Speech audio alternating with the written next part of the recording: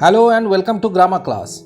Today's topic is the verb phrase in English grammar. As you know, a verb is a word that denotes an action or a state of being. And a phrase is a group of words that acts as a part of speech in a sentence and has no subject-verb combination. In other words, a phrase may have a finite verb but it has no subject. And so, a phrase always makes an incomplete sense unlike a clause or a sentence. According to traditional English grammar, a verb phrase is a group of words consisting of one or more auxiliary verbs or helping verbs and a principal or main verb. So, a single main verb or principal verb is not a verb phrase. In a verb phrase, there is at least one helping verb or auxiliary verb along with the main verb. For example, in the sentence, the sun has risen is a verb phrase in which has is a helping verb and risen is the main verb. Now see the sentence, the patient is being treated by the doctor. In this sentence, is being treated is a verb phrase. Is and being are the two helping verbs and treated is the main verb in this verb phrase. Similarly, in the sentence, the meeting may be postponed is a verb phrase which consists of the two helping verbs may and be and the main verb postponed.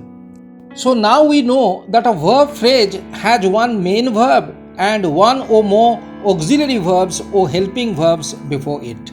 So what is the order or sequence of auxiliary verbs and the main verb in a verb phrase?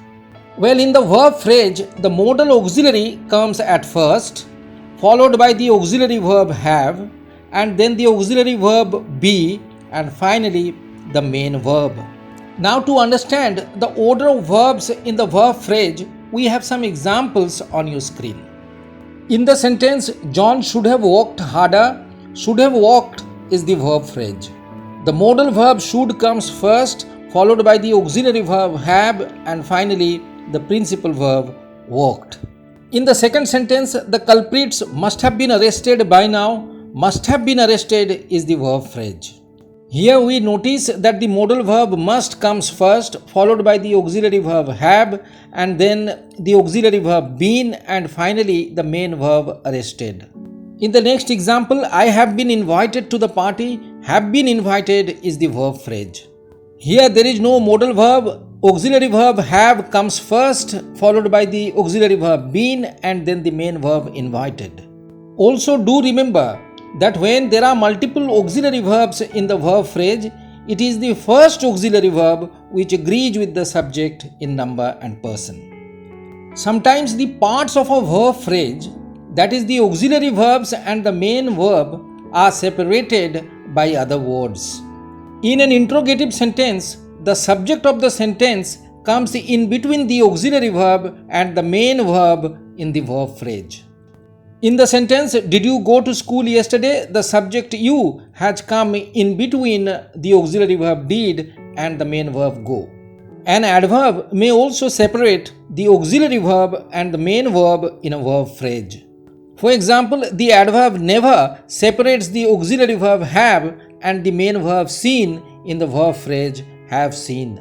But remember, when there are more than one auxiliary or helping verbs in a verb phrase, the subject or the adverb always comes after the first auxiliary verb or in between the first and the second auxiliary verbs.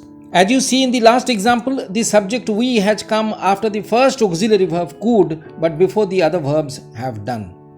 Up next, what are the uses of verb phrases?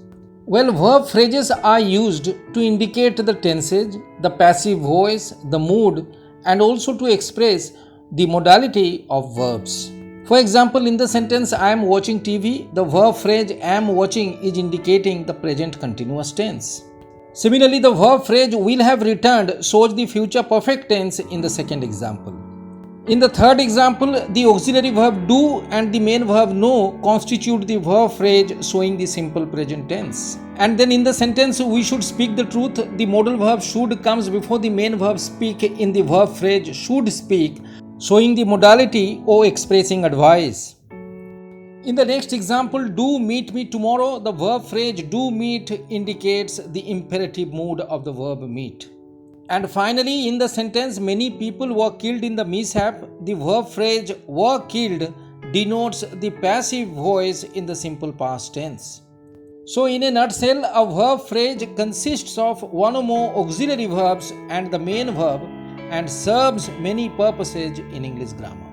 So far, I have been talking about the traditional concept, structures, and uses of the verb phrase. However, in modern English grammar, the verb phrase has a different concept and definition. In modern grammar, a verb phrase consists of any main verb or the combination of the main verb and auxiliary verbs along with its modifiers and objects and complements in a clause. According to this concept, the whole predicate, excluding the subject, is the verb phrase. For example, in the sentence, they travelled by train, excluding the subject they, the entire predicate, travelled by train, is the verb phrase. This verb phrase consists of the main verb travelled and the prepositional phrase by train. In the next example, he was reading a newspaper, the whole predicate was reading a newspaper is the verb phrase. And this verb phrase consists of the helping verb was, the main verb reading, and the object a newspaper. In the last example, I take exercise while she studies her books attentively. There are two clauses. In the first clause, I take exercise is the verb phrase consisting of the main verb take and its object exercise. But in the second clause, while she studies her books attentively, the verb phrase studies her books attentively consists of the main verb studies, its object her books, and the adverb attentively. So we see that in the modern concept of a verb phrase, there may or may not be an auxiliary verb in a verb phrase. I hope you have understood both the traditional and modern concepts of verb phrases and their differences. If you liked the video, please be sure to like, comment, share and subscribe to my channel for more grammar videos. Thank you so much for watching the video until the end.